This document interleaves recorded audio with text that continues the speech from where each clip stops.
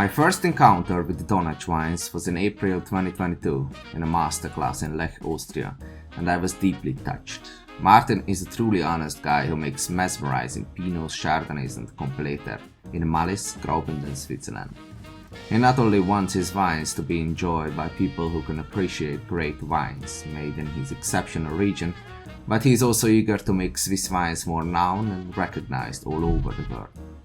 Martin talked about the history of their 125 years old winery, his beautiful terroir, and we discussed why almost no Swiss wines leave the country, and his philosophy behind the self-made labels. Please enjoy. Welcome to the show. I haven't done a podcast in a couple of months now, but it's a great honor to have one of the best Swiss winemaker on the podcast as a little comeback. So thanks for taking the time. You are now in Switzerland, right? I'm in Switzerland at home, yes. Okay. So welcome, at least virtually, because we already met like a year ago or maybe... Yeah, I think it's a little less. It was in March, April, something like that. Yeah, because then I had the great opportunity to taste your wines in a masterclass, and you gave also a masterclass. I think that time it was German, right? Yes. But it was really impressive, and all your wines had a really lasting impression on me. So it's really a great honor to maybe reveal or hear some of your secrets. Okay, there are no secrets. And if there are, I won't tell you. No, of course, we can talk about everything. Okay. No secrets in Swiss wine. Swiss wine is a secret because nobody knows Swiss wine. That's true. Switzerland doesn't export a lot, so most wines are drunk in Switzerland. So Switzerland is an import country. They import a lot. Switzerland produces only 30% of the production, or 30% of the consume. Yeah, it's really a rare Swiss wine. It's nearly not found in other countries, so nearly no export. And why are so little Swiss wine exported? Because you're producing around 1 million hectoliters. I looked it up before. It's a lot actually, but you don't drink it all. It seems like. Yeah, maybe Swiss people drink a lot of wine. I don't know, but the production is only 30% of the consume. So Switzerland was always a big import country. So many wine regions try to sell a lot in Switzerland because Swiss is a really good market which pay very high prices for wine.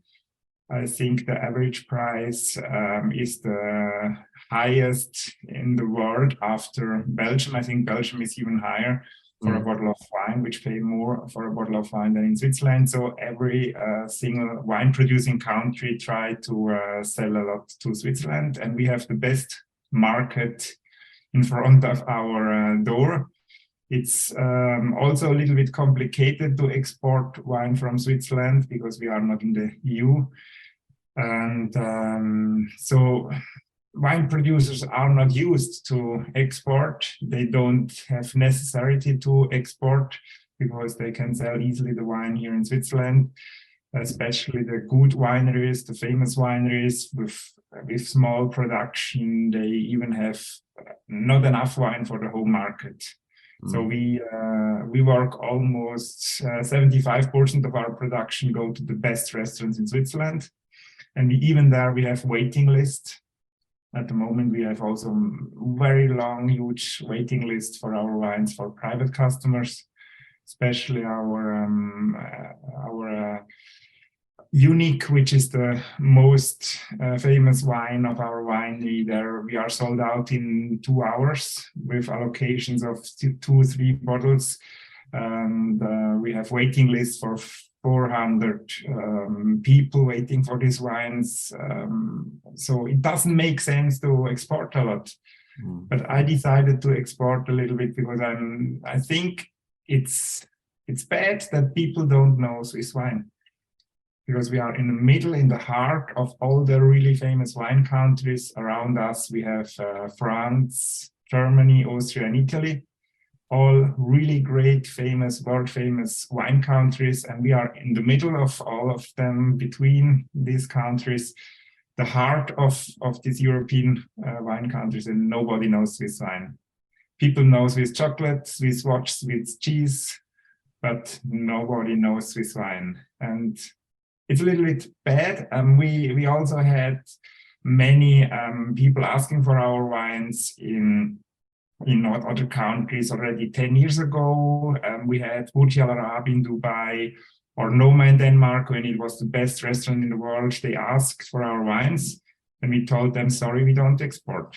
And that hurts me a little bit. And so we decided to export a small little bit of our production. It's only 5%, so not much. Wow. And how many bottles are they? Like 5%? We produce around 35 to 40,000 bottles of wine. So it's not much which we sell to other countries or to the export. And the problem is, because it's not so much, the prices rise like crazy. So in Hong Kong, they sell our unique today for $380. Yeah, because it's really rare, but it's even rare in Switzerland. Do you also have numbers, or do you have numbered bottles for unique? Numbers of on the bottle, I mean. On the bottle. No, we don't do numbers, but we have every single label is unique, but we have no numbers on the products. So, because I think a little bit about your history, because I think your father started to use barriques already in the 70s for Pinots and Chardonnay, and that was kind of revolutionary, right? And because I think your wines also in terms of grape varieties, but also maybe in terms of style, and maybe in terms of terroir, has a lot of similarities with Burgundy. And was the inspiration at that time for your father the Great Burgundy? Or of course. Of course. My dad was always a lover of French wines. We drink a lot of Burgundy, but also Bordeaux wines. And my dad already bought wines in these two regions when it costs nearly nothing. So my dad bought in the early 70s Romanée Conti, which cost 45 euros in this time. It was a lot of money for a bottle of wine in this time. And this time it was Chateau Petrus, was around 28 Swiss francs. Okay. And when my dad bought wine at Romanée Conti, they told him, you are a poor winemaker. You buy so expensive wine. We give you also a bottle of white as a giveaway, just as a gift. That was Morachet, because they have nothing else in white in this time. And I think the time is over that you get a goodie of a bottle of Morachet when you buy a case of Romanée Conti. But my dad was really in the early 70s. He was already in Burgundy. He met André Noble, the former cellar master of Romanée Conti. Today already his son is retired. André Noble, I think he was he is the best winemaker in the last century.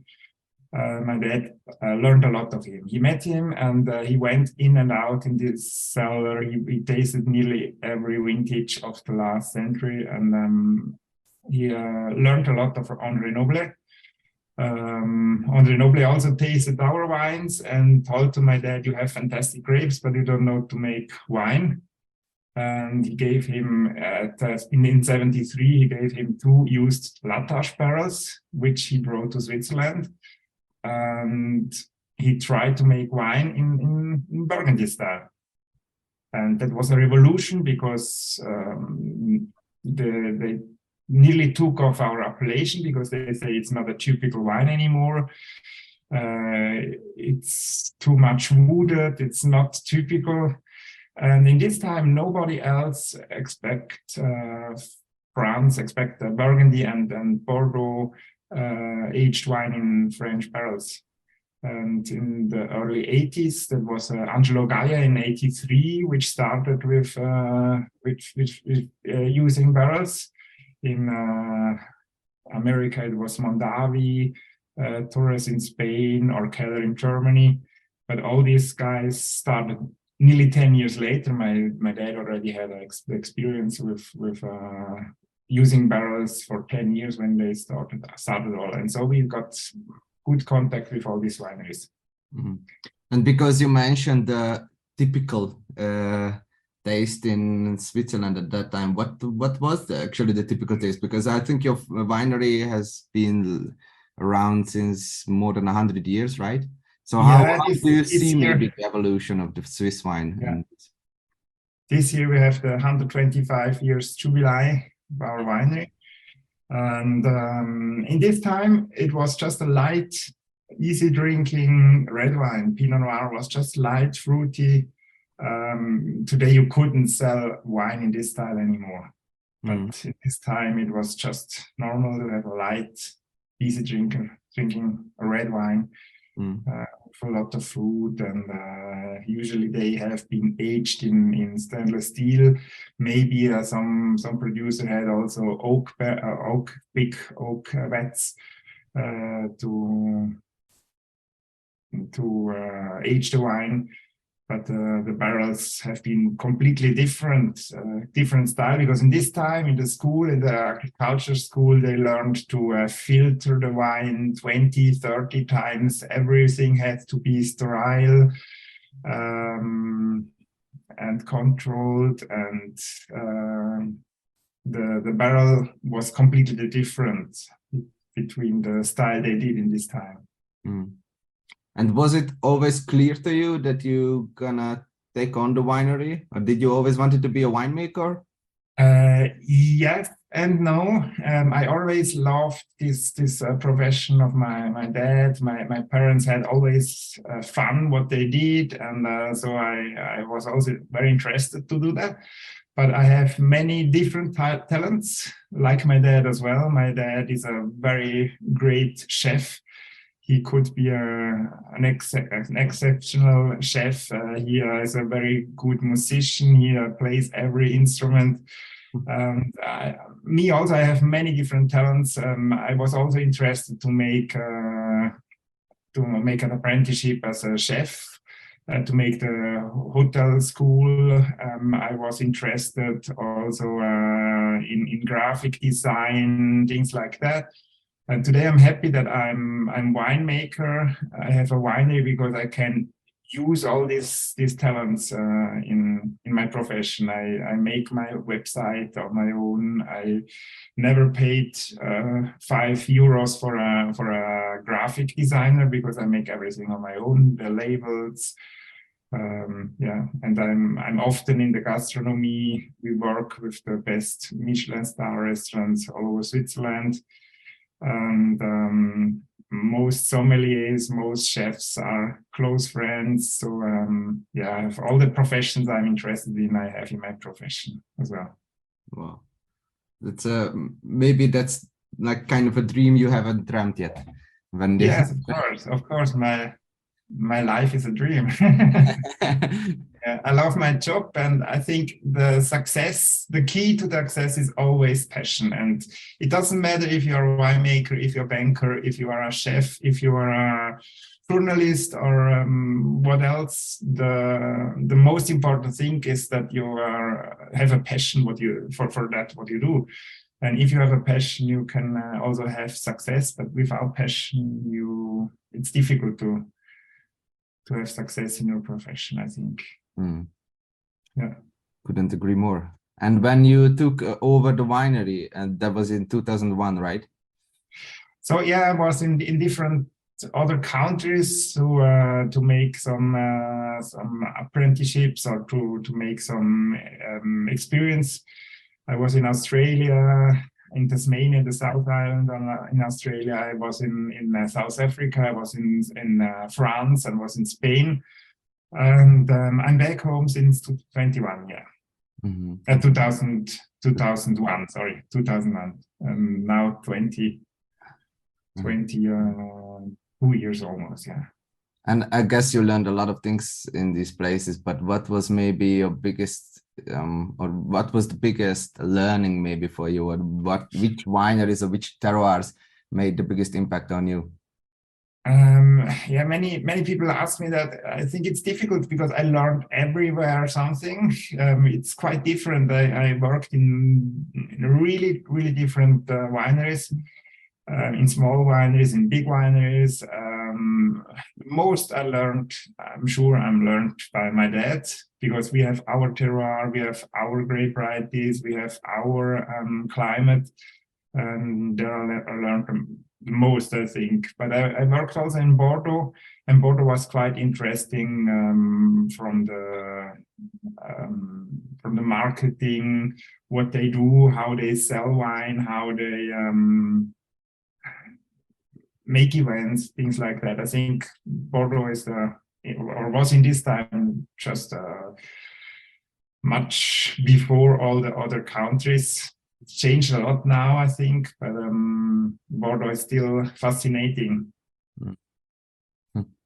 with the castles and with the wines they do, and yeah, the French lifestyle. And how is the lifestyle now where you live now in Graubünden? Lifestyle is fantastic. We are here in a region which have a very good climate, as you have always when you are in a wine region. When I travel around the world, I prefer always to go to places where wine grows, because in wine growing countries or wine growing regions, you have always good restaurants. You have a good climate. You have mostly people, they are really happy. I think it's just something which is like standard. And also here we have such a high class gastronomy in our region. We have now just in a circle of 20 minutes car drive, we have 2-3 Michelin star restaurants here in our region, Andreas Caminada, and since this year, Sven Wassmer, which is just 5 minutes from here away. We have also some other very, very great chefs. We have Bad Ragaz, which is a world famous tourist place for spa, for thermal water. We have the mountains around us. We have the ski regions. You can go for hiking. It's a really, really nice place. Yeah, I'm really happy to be here. So there are many people jealous to have this situation like we do. Even Alfred Tisserand, which is a great friend of us, he loves this region, and he told me once I would change my Chateau Ponte Cane with your winery. I don't know if it was just a joke, but even if he says something like that, you see how he feels here in this region. And we have many friends in the wine scene which visit us and are always impressed about our region, even if it's just quiet. It's not so famous. Nobody knows this region, just if you are a really, really great wine connoisseur. But we have also been in the Meininger's Top 100 this year as the first Swiss winery. And even there are really great sommeliers from Germany. They don't know our region. They don't know Completer, the old out-of-home grape variety. So it's really something special. It's a secret. I say Switzerland opens the bank secret, but we still have the wine secret in Switzerland. Hopefully after this podcast a little bit, maybe more people is going to hear about this. I don't know, we hope so. And can you describe maybe the region also in terms of wine growing, and what's your climate like? Of course, we are a cool climate wine region. We are between all the really famous ski regions around us. We have, I see you have water, I have wine, you see. Oh, wow, good for you. We have a really nice climate. We have a cool climate, which is very, very good for Pinot Noir. 80% of the production in our valley is Pinot Noir.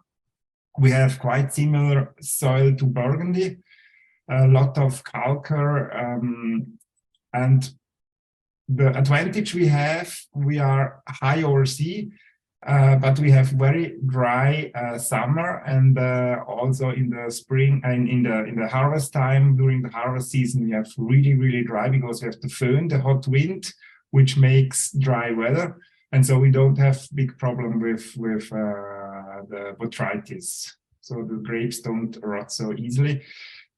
We pick very late, maybe one of the latest regions in Europe with the main grape harvest. Usually they pick in the middle of September. By us, it was in the past, so middle of October. Now with the climate change, it's maybe first, second week of October. But there we have already very warm days and very cool nights, because we are with the grapes over 550 meters over sea. So the grapes are between 550 to 700 meters over sea. And so we have really cool nights, warm days, which gives a lot of aromatic and also color in the Pinot Noir during this time. And by us, the flower of the grape is 1 week later than in Burgundy, but we pick the grapes almost 2 to 3 weeks later than Burgundy. So in Burgundy, they usually have 90 days from flower to harvest. By us, it's 100 to 110 days. So it's a long period of vegetation. And I know that you work quite offhand in the cellar, but how do you work in the vineyards? Is it this the climate? Because as you described, it's quite dry, and in the growing season, can you work organically or nearly organically in the vineyards? We don't do completely organically. There are many winemakers changing now to organically, but we do already a very long time organically all what's done in the soil. So we have our herbs, our grass in the soil since 3 generations. My granddad, great-grandpa was the first, which had green how do you say, green floor. But we don't need any herbicide, we don't need any insecticide, but in our winery we use fungicide, because the organic winemakers use a lot of copper. We still have enough rain during the summertime. So you can't manage it without copper. We have a lot of copper in our soil. So we are a little mix of organic and conventional wine growing. Yeah. And if you talk about the vineyards, which clones do you have for Pinots and Chardonnay? As I would imagine some Burgundy clones. Yeah, most is Burgundy, but we also have some Swiss clones. The Burgundy clones are almost 1 week earlier ripe. Okay. And so the really early vineyards, it's today, with the climate change, it's already a problem if you have Burgundy clones in the early vineyards. So we plant in the lower vineyards, which are much earlier ripe. We plant Swiss clones, and higher over sea we plant Burgundy clones. And Chardonnay is all from Burgundy. Yeah. And how old are your wines or your vineyards? It depends. We have young wines, we have older wines, but average is around 30 years, I would say. Yeah. 25 to 30 years. And do you notice a quality difference in terms of grapes? Yeah, of course. We have, by Chardonnay and by Pinot Noir, we have 3 different lines. We have not the system like in Burgundy with the appellations. We have just one AOC in Graubünden. And so we do our own style. We have Chardonnay and Pinot Noir tradition, passion, and unique. And to compare with Burgundy, our tradition is like a Burgundy. village style. Mm-hmm. There we have younger vineyards. We have also a little bit higher quantities on the stock than by Passion. The Passion line, which is our most known wine style or wine label. By Passion, we work like a Premier Cru in Burgundy from a single vineyard where we have 30% new oak, 30% one use, and 30% two times use barrels, equal to Chardonnay and Pinot Noir. And then we have the Unique, which is a single vineyard with very, very small grapes, low quantities. And there we work with 80 to 100% new oak in the cellar. So it's our Grand Cru. We don't have a Grand Cru in Switzerland or in our region, but we do our own Grand Cru, Premier Cru, and Village with these three wine lines. Mm-hmm. Is it in the planning to classify maybe vineyards also in the region or in Switzerland, maybe in general? It's quite difficult. We have regions with Grand Cru vineyards in the French part of Switzerland, but here in the German part of Switzerland, it's quite difficult because these are really, really old vineyards. Some of them are vineyards since 1,000 years. And every producer thinks his vineyard would be a Grand Cru, and the next one maybe not anymore. But I think that would be a big fight if they do really classificate the vineyards. It changed also a lot. Our best vineyards was always the former Spieger, where we made always our Pinot Noir Passion. Spieger is a vineyard which is only on 550 meters over sea. There we have Burgundy clone, very, very old Burgundy clone.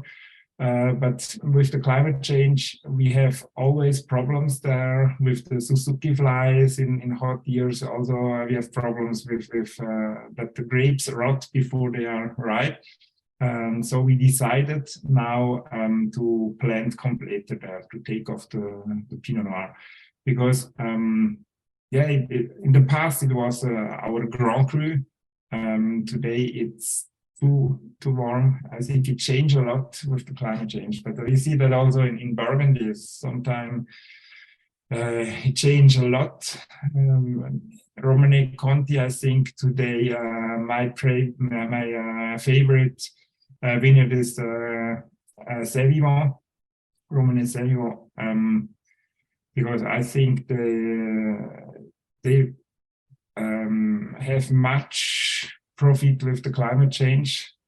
They are closer to Latache today than it was many years ago. Mm-hmm. And do you notice a big change in all of your vineyards, like in terms of temperature and ripening season, like in the past decade? I think it doesn't go so quick, but we try to react. We have the advantage. We are between 550 and 700 meters over sea, and 50 meters over sea makes 1 per mil acidity in the grape. That's much.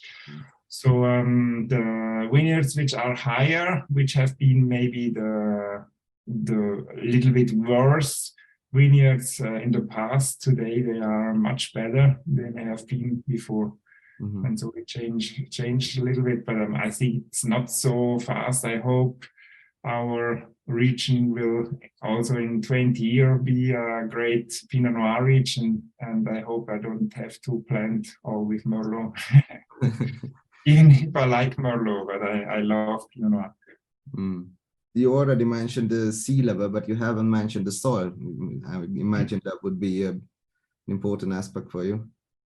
But yeah, the soil is perfect for Pinot Noir. We have quite great Pinot soil. We have a lot of calcar. We have also a little bit of limestone. We also have the slate, not the dark slate. It's a gray slate, which gives also a lot of minerality. We have also very good with the water. Even if it's very hot, if we have really dry summers, we have still enough water in our soil. Yeah, I think it's today. I would say that our region belongs to the best Pinot Noir regions in the world, because we have really the advantage of the soil and also of the climate in our region. Mm-hmm. And do you notice that maybe with the climate change, it's gonna be more difficult for you to work with white varieties? No, they change always more and more to white grape varieties, because it was really nearly 90% Pinot Noir in our region. Now it's always more and more also white wine, especially Chardonnay grows very, very well. I'm sure the best Chardonnays grow always in a great Pinot Noir region. My favorite Chardonnays are always grown in a Pinot Noir region. And we have the Completer, which have a very high acidity, which was in the past so difficult to produce or to become ripe. And today, with the climate change, with Completer, we make always better and better wines. Yeah, Completer, I don't know if we talked also a little bit about it in Lech. Completer is a very old grape variety which grows since over 1,000 years in this region, and it was nearly gone because it's a complicated grape variety. And today we replanted it in 93. My granddad took it off in 47. We replanted in 93 because in 97 we had 100 years jubilee, and we would like to make after 50 years without Completer to make a Completer again, and have been the first producer which restarted with Completer, and we have a lot of success with Completer because it's a grape variety with a very high acidity. And today we make a late harvest with Completer. We pick it in November. We can really wait with this grape variety. Sometime it snowed already, or it had already snow in the vineyards before we picked the grapes. Completer is something really fascinating. A grape variety you can't compare with other grape varieties. But in the past, you made maybe, in 10 years, you could make 2 to 3 good Completer. And the other vintages haven't been really good. And today we can make every year a great Completer if we have grapes, because it's not every year that the wines make grapes in Completer. Completer has this very, we also tasted it in Lech, it has this very linear, acidity-driven kind of texture. Also, I think it had a quite saline note, also like a little bit of salinity, especially in the finish, and it was still very rich on the palate. So it was very, like, not like a full-bodied wine, but it had a lot of extraction, I would say. But you also work with some residual sugar with this wine to kind of counteract the acidity, right? Like kind of a champagne trick. Yes, we make a late harvest by Completer because the acidity is so immense. It's unbelievable high. In the past, they aged Completer for many years in barrels because you couldn't drink that. It was so high acidity. It was nearly not to drink. And they aged it like a vin jaune or like a sherry. They make an oxidative style, so they could drink it. And the Completer was grown by the Catholic Church. Every monk which went to the last evening prayer, when they went to the last prayer in the church, they had the right to drink 2 glasses of this wine. And the last evening prayer in the Catholic Church is called Completer or Completarium. And from there it has its name. And the grape variety is so high in the acidity that we decided not to make the oxidative style anymore. When we replant the Completer, we want to make a modern wine style, like wine is done today usually. But to bring down this high acidity, we started to make a late harvest, and we leave the grapes outside till first, second week of November. The flower is very difficult by completer. Many years we don't have many grapes. If we have grapes, every single grape is 1 kilo or even more. It's enormous. It's really a big grapes. And we wait till November till they start to shrimp and to lose half of the weight. So the grape starts already to shrimp, to flittery. And when we pick the grapes, we are on 110 degree Oxley. I don't know. You in Austria you have KMW, I think. But with 110 degree Oxley, we are already in the level of a Beerenauslese in Germany. So we have very high sugar graduation. And we still want to make a dry white wine, and we ferment it. The wine have mostly between 14 and 14.9 alcohol, so very high alcohol level. But you can't smell the alcohol in taste of the wine because the acidity makes it so fresh, so elegant, so mineralic. You don't smell the alcohol even if it has such a high alcohol. And mostly there are a couple of barrels they don't ferment to the end. We don't stop fermenting like they do by Riesling in Germany. We really leave it quite natural. And finally we have a couple of barrels which doesn't ferment to the end. Mostly we are between 4 to maybe 6-8 grams the sugar. But it's just natural sugar which is left because the acidity, because the alcohol is so high, the yeast stopped to ferment. And the little sweetness makes also the brighter mouth and lose also a little bit of the high acidity. It buffers a little bit of the acidity. And it's a wine which fascinates nearly every wine connoisseur. With completer you can confuse every master of wine, because there is, even in Switzerland, it's so rare to find completer. You can give a completer blind to a really great international wine lover, and he will be really looking for where it comes from, which grape variety it could be, because you have nothing else to compare this grape variety. Yeah, maybe you have the minerality, the saltiness of a great Burgundy wine or great Chardonnay, but you have also the freshness, the acidity of a great Riesling. You have a little bit of everything a white wine can have. You have, when you start to drink the wine, you think it's an easy, light drinking white wine because the freshness, the acidity, but finally in the mouth you can see it's really a powerful white wine with 14.5 alcohol. And yeah, it's also crazy to bring the wine with food, because you can nearly bring everything. It's good with strong food. You can bring it with fish, you can bring it with duck liver, you can bring it with cheese, with a salty cheese, and at the final of a menu. It's quite something really surprising, and the completer is like a chameleon. It changes whatever you eat, the wine changes, and it's always a surprise. Is it completer that you have now in the glass? No, it's Chardonnay. I drink Chardonnay. Yeah. Do you only make one completer, or do you also have this kind of categories like Passion Unique? We used to do one completer.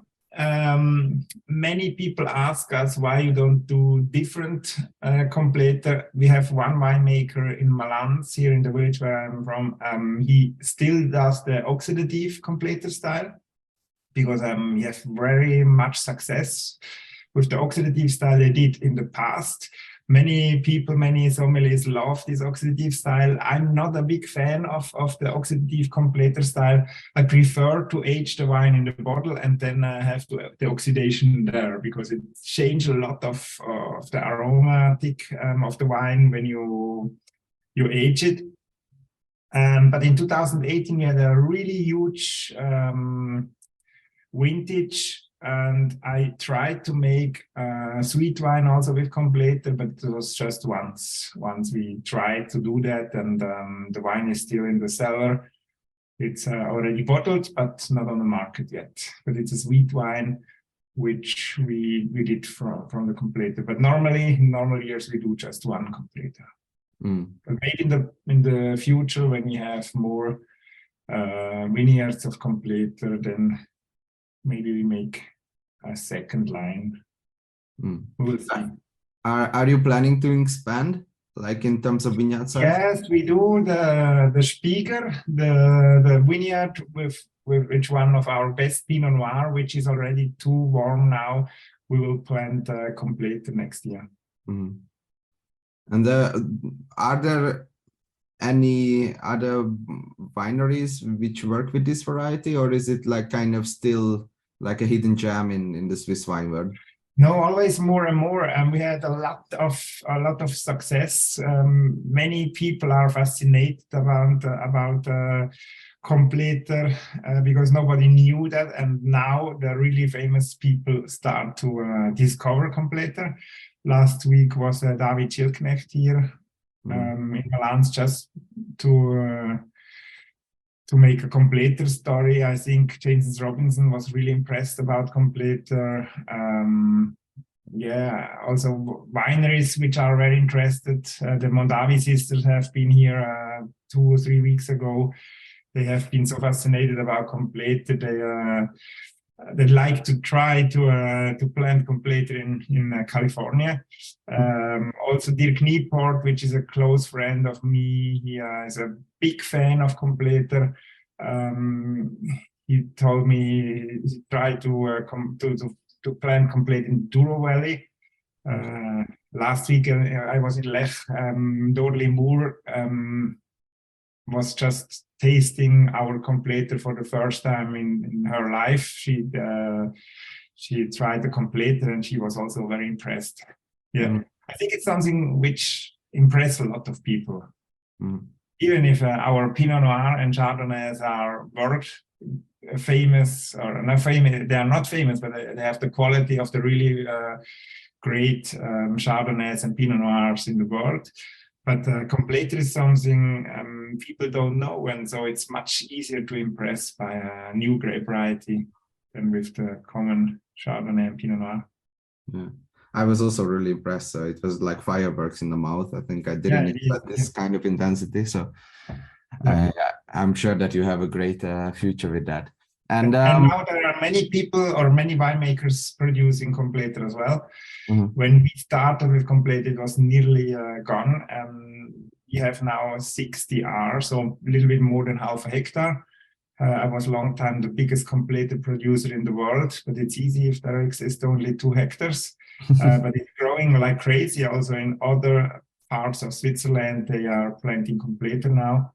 And maybe there are 4 or 5 hectares at the moment worldwide. But if there are people discovering that will become bigger and bigger. But I don't know if it works in other countries, other regions, because we have really special climate. And I think that's also the reason why completer survived in our region, because I'm sure it's not the only region which had completer before. But we are really happy that we still have it. And I'm quite convinced that most great wines, or maybe all great wines, have kind of a personality. And I think this personality comes mainly from the winemaker. And what is your idea when you want to make a Pinot Noir or a Chardonnay? So what's the kind of characteristic what you're looking for in these wines? I think the most important thing is always honesty and naturality, because people always talk about nature, and nobody knows anymore how nature really works. And for me, the most important thing is to bring the perfect grape to the cellar. Many wineries, they are really proud about their sorting tables in the cellar.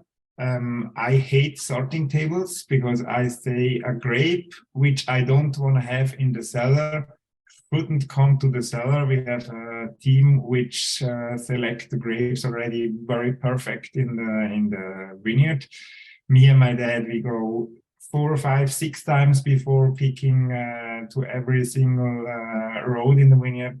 We take off the grapes because a great wine is always made in the vineyard and never in the cellar. You can make a good wine in the cellar. Today we have always more and more good wines in the world, because a good wine you can make in the cellar, but a great wine is always made in the vineyards, and we have always less and less really great wines in the world. But, with technique and everything, you can make a good wine, but a great wine is made by itself. I think if you have a perfect grape, you don't need much to do in the cellar. And it was also André Noble, which told my dad, for a fantastic wine, you need only 3 things. That's a perfect grapes, that's a great oak barrel, and the third thing is time. And time is also something which is very necessary in all things with quality, even if it's cheese, if it's a friendship, if it's wine. Time is very, very important, and time is that what people don't have anymore, and they try to buy time. In the wine production, they make micro oxidation to age the wine quicker, but it's never the same process like if you take the time to make this oxidation. And I think as much natural in the vineyard and in the cellar as possible makes also great wine. Fantastic wine don't need a great winemaker, I think. It needs just somebody with enough passion and enough time. It's simple. Well, still deep thought, a lot of wisdom in this kind of simpleness. But if you maybe in terms of taste and texture and maybe also impression, maybe I would say, how would you want your wine to be? Like if you drink a Pinot Noir, a lot of people maybe talk about feminine and masculine style, and if it's spicy or rather fruit driven, or if it's a fresh kind of linear kind of style, or rather full bodied and broad. What's your idea maybe about Pinot Noir, and how would you describe the best Pinot Noir, what your terroir could give? Yeah, I think the most important in a wine is always the characteristic of the wine. People talk a lot about wine, about if it's feminine, if it's masculine. I think that's all stupid. Finally, people love a wine, or they don't love it, or they like a wine, or they don't like it. For me, the most important thing is to give a wine the impression of the terroir. The terroir is always very important. Not to vinificate too much. People or many winemakers try to make more about a grape than it can really give. And you just have to respect the grape and not to overwork it in the cellar with Bijage, with push down too much or too less. If there are not good tannins in the grape skin, it doesn't matter. You can push down 100 times. You extract the wrong tannins. So the grape is very important. I love Pinot Noir, which is really fruity, which have a lot of character. I like also the tannins in a great red wine. But for me, it's very important that we have ripe tannins. At the moment, it's a trend with whole bunch berries. Also, how do you say? No, with to ferment with the Stems. with the stems. Yeah, I'm not a big fan of that because in our region the stems become not brown; they are still green. And when you ferment with the green stems in our region, you have a lot of greenness in the wine, and I don't like. I prefer tannins of the wood, of the skin. So we destem all our wines, white and red. And I prefer to extract the skin, or to extract the tannins of the skin, and also to use barrels for the tannins. But in other regions, maybe it makes sense to ferment with the stems. We have also producers here that do that. They make a really good job. They make great wines with stems. But from our style, for my wine, I prefer not to have this greenness in the Pinot Noir. Because we have enough freshness. We are high over sea. We have enough freshness. We have enough tartric acidity, and that's always good for a wine, even if it's Chardonnay or Pinot Noir, Merlot. And we have the real advantage with very, very high tartric acidity. Also, especially in Completer, I had a German winemaker here to practice in my winery, and he was impressed about the tartric acidity in our wines. We just emptied one bucket of Completer, and this steamer was really clean. You see only stainless steel. You just put down maybe 200-300 kilos of Completer, and you just have winestone on the stainless steel. It's crazy. So much tartric acidity we have. Oh. And it makes wines very, very fresh and intense. Yeah. And you also have a restaurant, right? Yeah, it's more a wine tavern. It is a restaurant, but it's more a wine tavern. We have really big wine list, especially our favorite wine growing regions. It's Burgundy, Bordeaux, but we also have Austrian wines. I love the Wachau, especially the Grüner Veltliner from the Wachau. We have close friends there like Hirzbergers, the Knoll family, Alzinger. We know all of them, and we love this stuff. And in our winery, in our wine tavern, we have a big wine menu, but only a small menu for food. We have dry meat, we have a soup, small things. It's more like a Heurigen in Austria. Okay, so it's worth visiting the region, not only because of the restaurant. Always welcome.